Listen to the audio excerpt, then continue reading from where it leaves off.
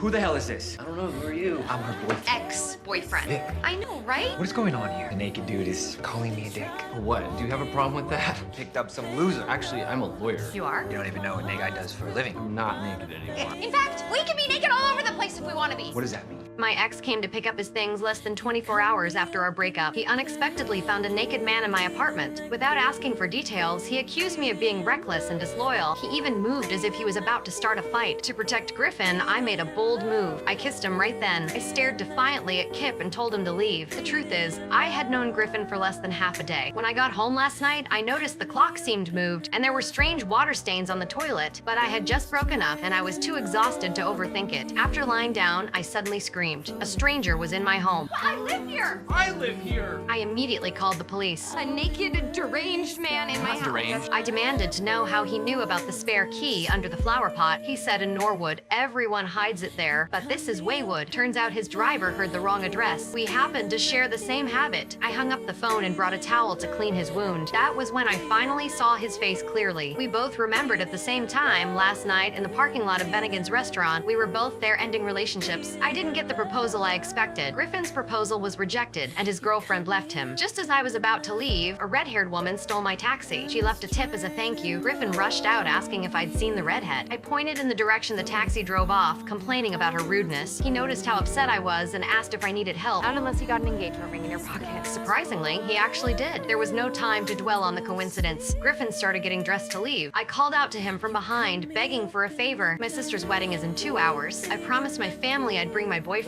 Last night's breakup completely ruined my plans. I asked if he could pretend to be my date. Griffin was about to refuse. We'd known each other less than half a day, but he reached the door and turned back. He agreed to help, as long as it didn't interfere with his own plans. Overjoyed, I rushed over and hugged him. While getting ready, I quickly briefed Griffin about my family. My parents had never met my boyfriend, but I'd mentioned many details over the phone. I needed him to remember everything to avoid slipping up. I'm Margot, by the way. Griffin. We soon arrived at the hotel. I introduced Griffin to my family as Kip. Right after that, my best friend rushed over and gave Griffin a piece of her mind. Yeah, you show up here. Everyone was stunned. She was the only one who knew I'd been dumped. I shouted urgently, Dana, stop! This is not Kip!